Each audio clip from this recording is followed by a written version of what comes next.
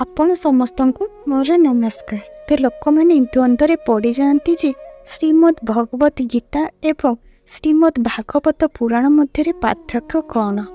तो आस से विषय रे जानिबा।